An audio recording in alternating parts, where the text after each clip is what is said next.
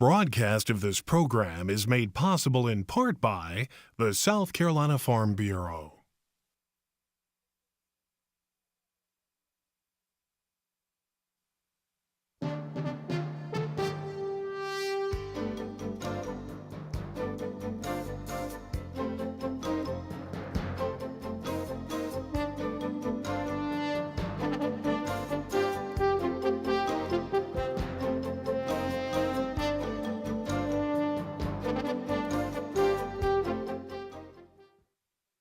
Broadcast of this program is made possible in part by Time Warner Cable.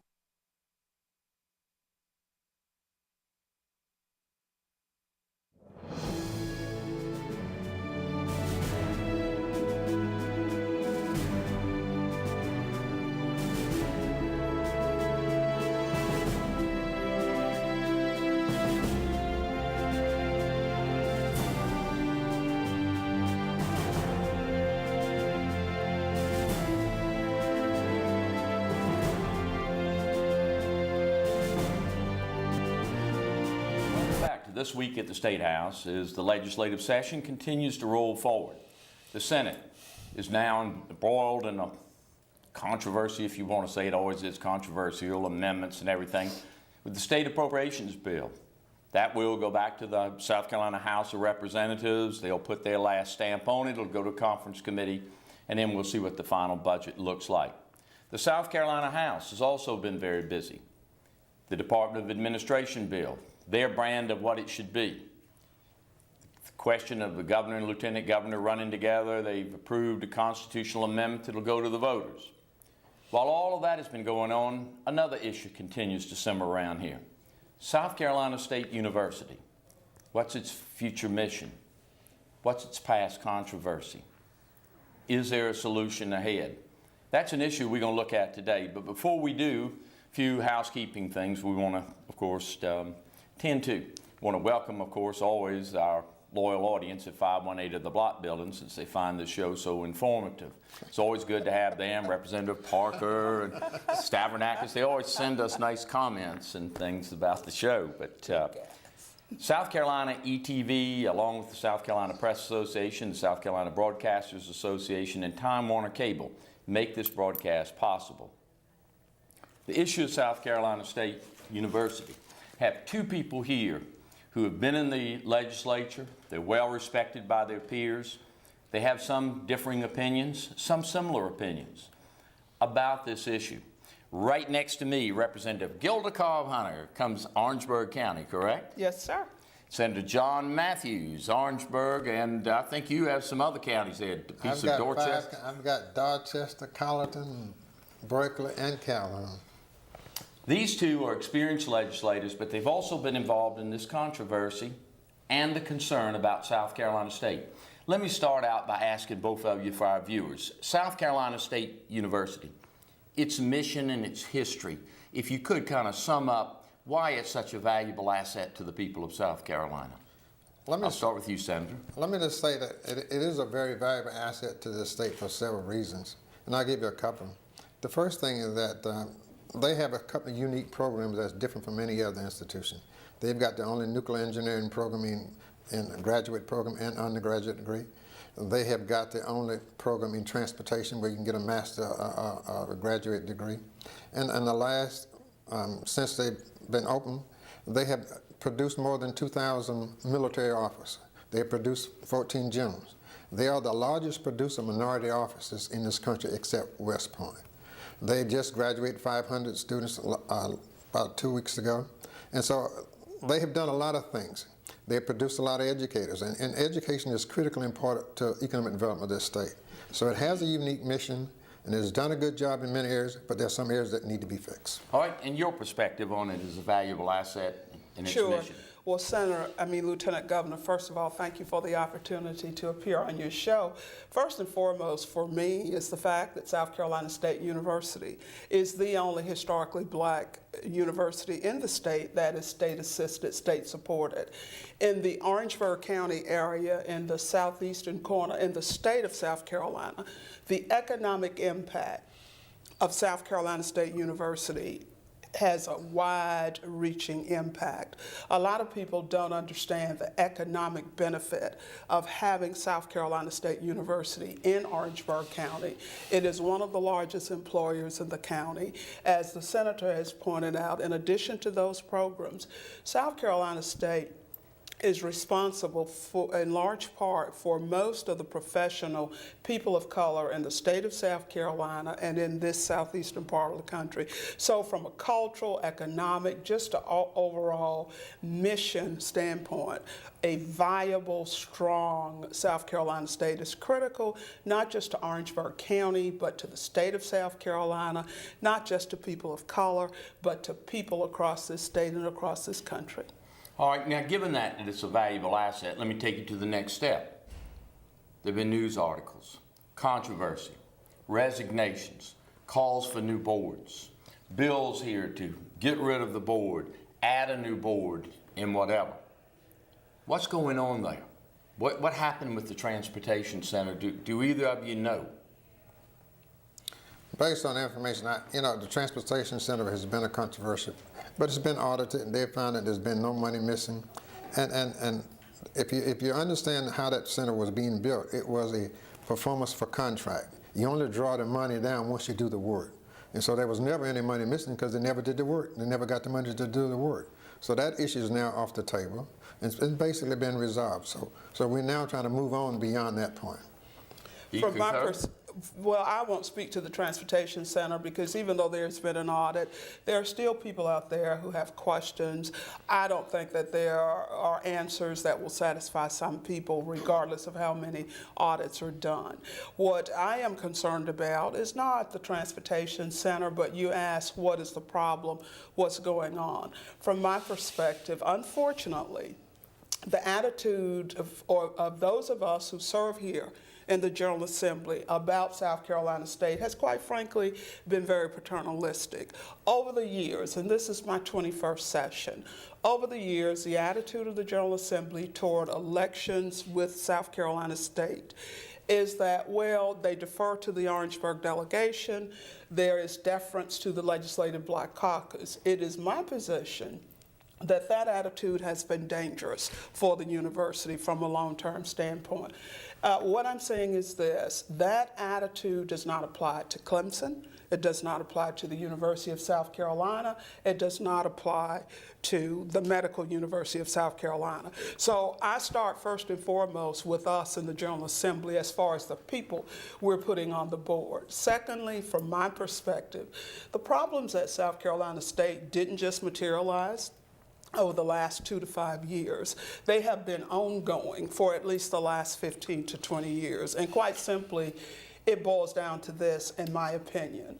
There has not been an opportunity for a strong president, and I disagree with those who claim that there have not been strong presidents there. There has not been an opportunity for a strong president to act and operate like a president. The tendency of the board of directors has been, still is, to run the university. They don't understand their role, and therein, in my opinion, is the root of the problem. As far as where we are now and why, there are some who say, well, it's been like that, why haven't y'all done anything? I think the response that I've heard is that, quite frankly, we had to have a coalescing of opinions that, you know what, guys, this revolving door of presidents makes no sense. Clearly, after 5 or 6 presidents in the last 20 plus years, something is wrong. And I'm at a point now where I agree with those who have said to us, like the investigator who was down there at this latest audit, there are 2 problems, and the solution lies with the General Assembly. First and foremost, what he said, Reggie Lloyd, is that y'all need to do something. And y'all, meaning the General Assembly, y'all are the only ones who can. The second point he made was the entire board needs to go. And let me hasten to add that what Mr. Lloyd shared with the delegation is that he's not saying that all of the board is culpable or guilty of criminal activity or anything like that. The point he made to us, which I agree with, is if you've sat on that board, I don't care if you've been there 1 day, 1 month, and there were things going on around you that you knew were not appropriate, that if you sat there, didn't say anything, allowed it to go on, that you abrogated your fiduciary responsibility. And as such, you shouldn't be there. So that's why I've taken the position I have, that there ought to be total abolishment of the board, which was what Representative Govan filed. But beyond that, that you ought not be put in a position where you've got to pick and choose who stays, who goes. The culture of the board needs to change. All right, so I hear that from you, and Representative Govan's bill would have put an interim board in. That's come over. No, his bill didn't do that. My amendment did that. Your amendment did that. So your amendment and his bill together changed the board, and that's the position you take. Now, Senator, I ask you, you've heard what the representative said. Give me your perspective on it. Well, how I'm approaching it is similar. I think we have about 4 or 5 areas we agree upon. That first we need statutory changes in the board, and we need to do it this year. But I think you got to do it in concert with what SACS, and that's the accreditation agency. I asked Representative Govan to do 2 things when that bill came over. First, I want you to talk to SACS. That's the agency that accredit the university. Find out what their thoughts is on the bill. He came back and told me what their thoughts was. Then I told him he need to get it to me in writing, what their thoughts were. So I got that yesterday. They're saying 3 things that makes this bill suspect. One is that we cannot have if you're going to be accredited by them and protect your accreditation, you cannot have what they call legislative interference in the operation of the board. You've got to have fair policies for removing people, and you got to do it for cause, okay? And so the bill does not do that. But I think we agree that we've got to do some changes this year. Number 2, we think not only got to do those changes this year, but because time frame, we cannot elect new board members this year, but we ought to put the statute in place to do that. I think the second thing is that to protect accreditation, which is critical. And so if you know that the institution just went through accreditation and they were recredited, got the accreditation for another 10 years, that's critical. So they list 3 things we need not do. 1, don't remove all the board without cause and reason. You need to show cause and reason. That's got to be a policy.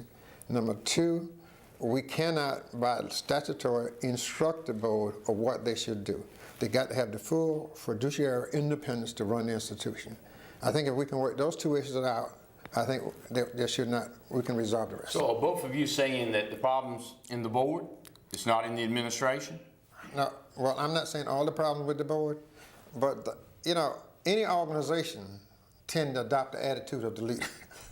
And so if you got a fractured board who have been interfering with the president operation, then that tend to filter down.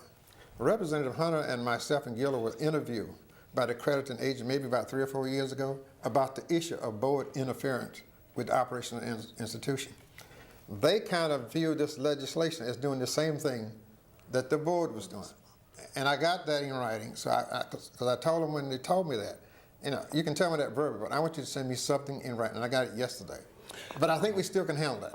All right, and you want to respond to that? I'd love to respond to that. Quite frankly, this is news to me that SACS has sent something in writing, because when I drafted that amendment with the help of Legislative Counsel, there were conversations with SACS. There were conversations with people at SACS, people who are experts on the accreditation process, and this is news to me, that this amendment violates SACS.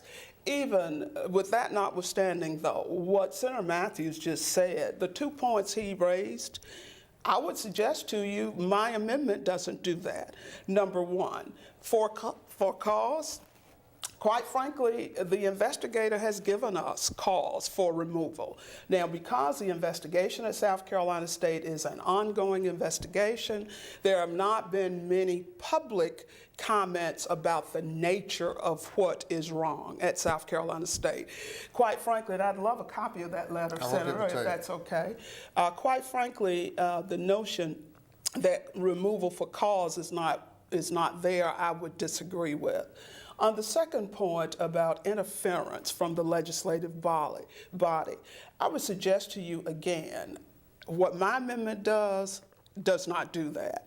As Senator Matthews said, when Sachs was here 3 years ago, interviewed members of the delegation, it was clear, they issued the report, it's a part of the public record, that board interference is a problem. From a political interference standpoint, that, as I recall, rested or stemmed from members of the General Assembly, mainly graduates of South Carolina State, who felt compelled to interfere in the operations of the university. So I want to make sure that we're comparing apples and not apples and oranges. I'm not sure what Mr. Govan submitted to Sachs for their review. What I will do is look at the letter, go back to the co-sponsors, and I would point out to your audience that the co-sponsors of my amendment are bipartisan. But we'll go back and look at that and send a response to Sachs, which will address what I'm hearing now have been outlined as concerns. Let me say very clearly to you and the audience, there is absolutely nothing in that amendment which violates Sachs accreditation. Now that I know that there is something in writing, we have something that we can respond to. I agree with Senator Matthews that we have time, and I'd say to those people in the audience who have said to me, my God, why can't y'all just get together on it? That's the nature of the process. That's the nature of the beast. I have not been here and had a bill that started out and wound up into law the exact same. So I want to reassure all those folk out there who believe that there's all this conflict, and in the words of Rodney King, why can't y'all all just get along? This is how the process works, guys. Speaking of response, let me tell you, we have some media that have some questions for y'all, yes. and they want some responses. So I'm gonna go and let y'all give some more responses, Okay. and I'll start first over here with the Post and Courier, Stephen Lloyd. Is there time during this current legislative session to get something through with the Sachs letter now coming? I think there's clearly time to get the legislation through that would restructure the board and that could satisfy Sachs' concern, as long as we do it for cause and is fair. And one of the things I think we can do, that I think another idea that we need to put out there, one of the things that I think prohibits South Carolina State Board from having the kind of board they need is because it's too compact, congressional district, too small. If you want to, I think it needs to be more statewide. I would like to see all the board members elected from the large. The second thing that I think that I'm going to propose is that we do a constitutional amendment, because there's a prohibition in the state that does not allow people from outside the state to sit on the board. They have to be an electorate. And so I think that I'm going to introduce a legislation companion along with this, that we do a constitutional amendment to allow 1/3 of those members who are elected at large to be from outside of the state, because that's where the resources are. If you want to connect the university resources and skill, then you got to go outside the state. And so I think if you do those two things and then address the issues of Sachs, we can get that done this year and elect the members for new members next year. I don't think you can take them all without violating Sachs. But let me just tell you, we had three members to resign, so that's 3. We And one more this week. Yeah. So it's 4 now. It's 4. Then you have 2 members who was not elected this year, was carried over to next year. So that's 6. Then you got the governor's person. And so we'll have 7, plus you have 2 or 3 terms in next year, which is 213. So we can almost elect a new board without violating Sachs requirement. Are you planning to introduce your bill in this session or next year?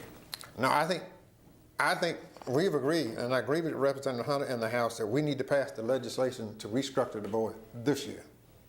Now, we can't have the election, but we can have the election earlier next year. Do you want to say anything? Because I Yes, got 2 more there's time. questions over here also.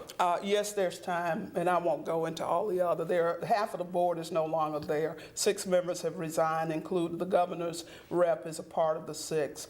We've got to do something that is consensus, and there is time to do something if the will is there.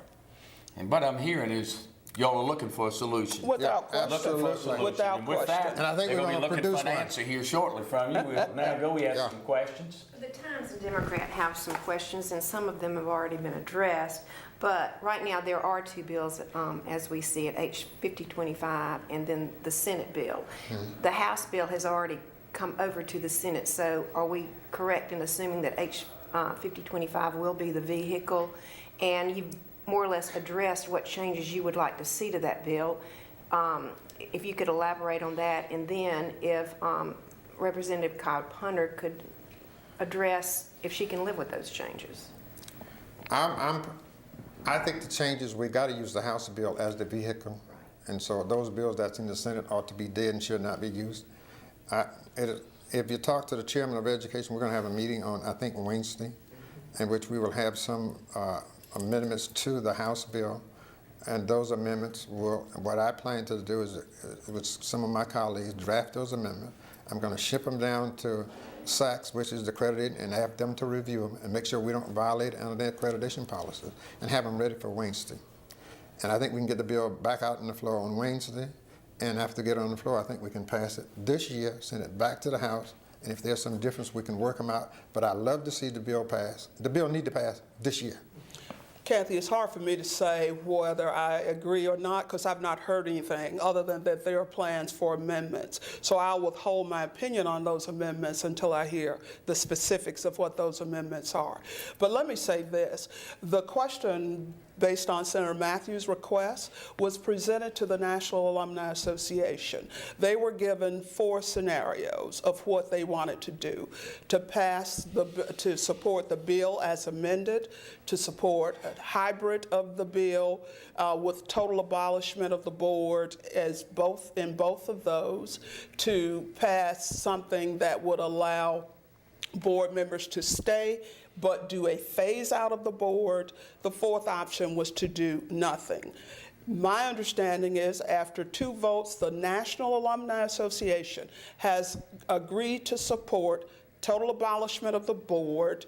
They have agreed to support a hybrid concept which involves an interim board.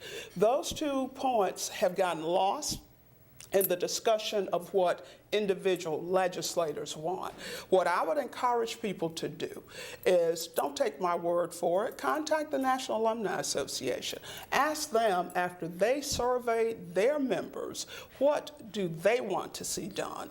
The information I have says they want to see the entire board abolished, they want to see an interim board in its place. I agree, we have time to do that. Once I get what Senator Matthews just talked about, the letter from SACS, I personally am going to send them the copy of the amended bill that went over and ask them to review it as well, so that I'm satisfied and those co-sponsors are satisfied that what SACS has responded to is what is actually on the table. Not that I don't trust, but I am like Ronald Reagan. I believe in trust but verify. So I'm confident that something can happen. What I would caution the members of the General Assembly to do is to put aside their personal issues and their personal desires and abide by the request that was made of the National Alumni Association of South Carolina State University, and that is, tell us what you want us to do.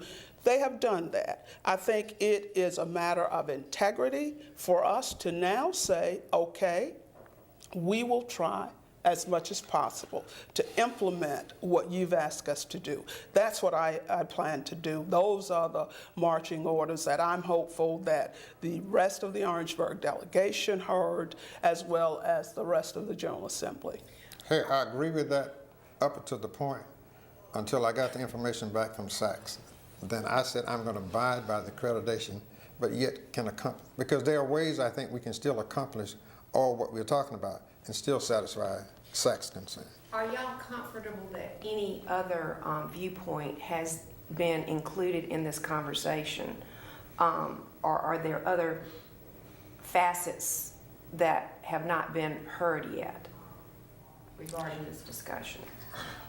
All I can tell you, I hear a lot from a lot of different folks. I've got emails, I've gotten calls, I've talked to alumni, and originally that was their position. I don't think once we tell them that if there's an accreditation issue, I think that will change. And the ones I've talked to, they said, just protect accreditation.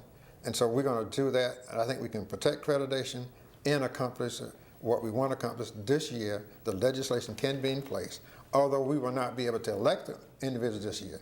But the statutory authority needs to be in place this year, and I plan to support doing that. Two things real quickly. I have heard from folk all across this state, all across this country, email, phone calls, all of that.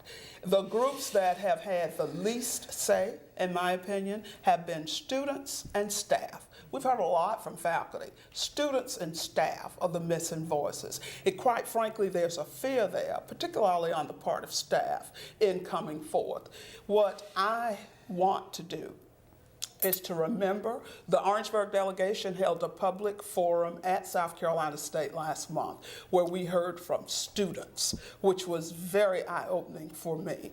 The amended bill gives students a vote on the Board of Trustees. I think that's critical because when you think about the fact, as we saw one of those young men, Senator Matthews talked about the ROTC program, student government president, in full military dress, came before that group and said, you know what?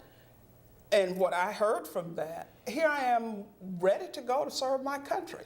But as the elected representative of the students, I don't have a voice. You've got a board that meets for 5 minutes in public and goes into executive session for 4 hours, 5 hours, then come back. How is that a democracy? So again, I want people to be real clear. There is nothing that I want to do or intend to do that jeopardizes the accreditation.